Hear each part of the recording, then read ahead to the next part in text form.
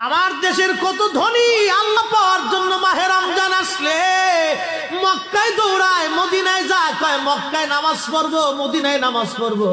এক রাকাত নামাজে 1,00,000 রাকাতের সওয়াব, এক রাকাত নামাজে 50,000 রাকাতের সওয়াব।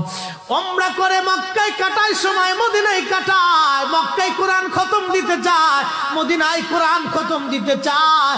সওয়াব মাহে রমজানে অগণিত সওয়াবের আশায় ব্যক্তিগুলি আল্লাহর ঘরে হাজিরা দেয়, কিন্তু বাড়ির পাশে গ্রামের কত গরিব মানুষ টাকার অভাবে বাবা ভালো ইফতার করতে পারে না, টাকার অভাবে কত মা ভালো সেহরি করে রোজা রাখতে পারে না।